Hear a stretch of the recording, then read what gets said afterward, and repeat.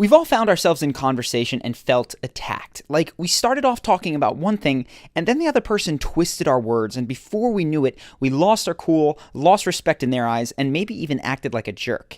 Now, I don't normally do the same person twice in a row, but this interview between Cathy Newman and Jordan Peterson was just too interesting of an opportunity to discuss how you can handle someone who uses subtle conversational tricks to bully you into looking dumb. So in this video, you're going to see firsthand some of the most common tricks that people might be using on you, and you're also going to learn how to reverse those so that you can walk out of a kind of aggressive situation having earned more respect than you had going in. So first off, to stop a conversational bully, you have to realize what's going on before it's too late. Now, typically a person will reveal their aggressive attitude early on with their tone of voice and their word choice, kind of like this. But it's not, I wasn't specifically aiming this message at young men to begin with. It just kind of turned out that way. And it's mostly, you admit, it's mostly men listening. In this case, Cathy is indicating very clearly that she thinks Jordan has done something wrong. Otherwise, why would she use the word admit? She makes her stance clear a moment later when she implies that he should be bothered for being divisive. Just watch. Does it bother you that your audience is predominantly male? Isn't that a bit divisive? The point here is that even when they're being passive-aggressive, people will often indicate that they're about to attack you before they actually do. So if you hear someone say something like, well, what do you have to say for yourself? Be prepared. That person thinks that you've done something wrong and you need to be very careful what you say next. Not because you did do something wrong, but because a conversational bully may be trying to trap you into saying something that you disagree with so that they can attack that straw man. And the first way that this often happens is called the "so you're saying" trap. Here's what it looks like. So you're saying women have some sort of duty to sort of help fix the crisis of masculinity? Women want to dominate. Is that what you're saying? No, right, so you're saying that anyone who believes in equality, whether you call them feminists, call them whatever you want to call them, should basically give up because it ain't going to happen. Let me just get this straight. You're saying that we should organize our societies along the lines of the lobsters. The general pattern here is that someone says, so you're saying, and then proceeds to oversimplify or mischaracterize what you actually said. I won't spend too long here because it's very easy to spot and it's rather simple to avoid and get around by saying, well, actually what I was saying is, and then repeat yourself. Along the lines of the lobsters. I'm saying that it's inevitable that there will be continuity in the way that animals and human beings organize their structures. But there's a much sneakier way that people may mischaracterize your beliefs and then attack them. Basically, it's when someone's words imply that you believe something you don't, and they don't actually say it. So in business, they call this assuming the sale. Like when a car salesman says, so would you like that with the leather interior or with the fabric interior, before you've even decided to buy the car. Now, with a several $1,000 purchase, you're likely to notice this and say, whoa, whoa, whoa, who said I was buying in the first place?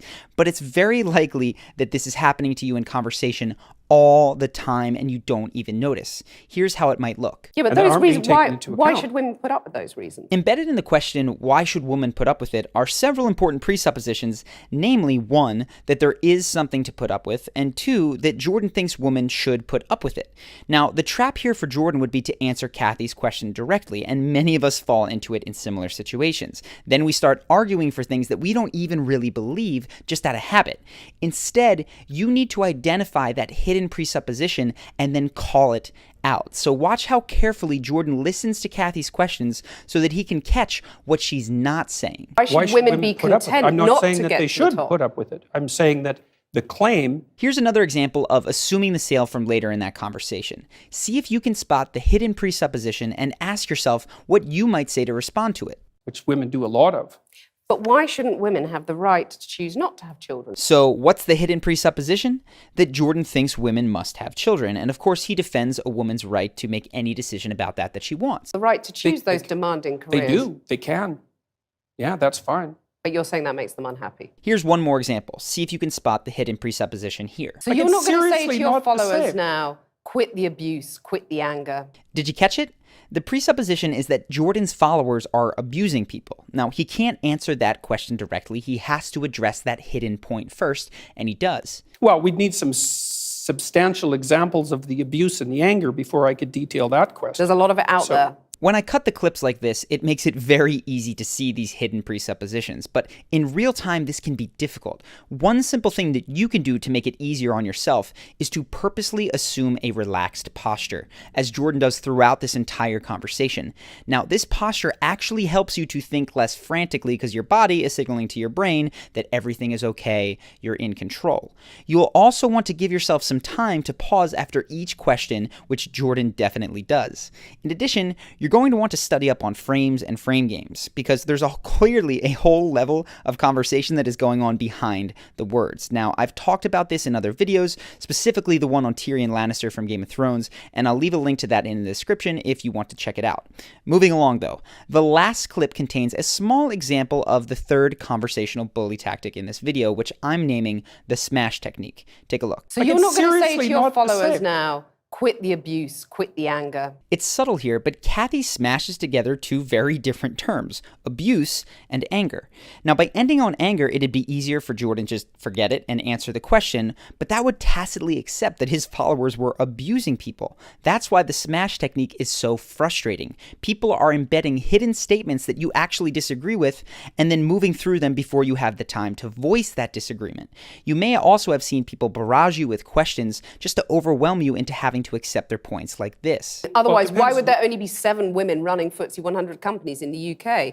Why would there still be a pay gap, which we've discussed at length? Why are women at the BBC saying that they're getting paid illegally less than men? It can be easy to get overwhelmed and to lose focus as you try to answer all of these questions. But with the smash technique in general, the best policy is to slow down the tempo of conversation and tackle one question or one point at a time. Do the same job. Well, that's not fair, is it? Let's go to the first question. Those are complicated questions. So hopefully now you're more aware of the so you're saying trap when people assume the sale and of course the smash technique. This moves us to the second section of this video, which is how to persuade someone in these kinds of situations. And I will say, it seems to me that it doesn't look like Jordan is necessarily trying to change Cathy's mind, but simply to debate in front of an audience. There are still some valuable tips to be gleaned from this video and a few things that I'd add. First, do not strawman the other person's ideas, even if they're doing it to you. And to be clear, I don't know if I mentioned this, strawmanning is when you create a caricature of their ideas and then attack those rather than what they truly believe. Instead, show the other person that you are truly engaging in their real points. Attempt to understand them. And sometimes this means that you have to ask them to repeat themselves so that you can. Seven women, repeat that one. There's 7 women running the top FTSE 100 companies in the UK. Okay. Well, the first question might be, after you've made an honest attempt to understand them, you need to make sure that they can understand you, which is necessary for persuasion.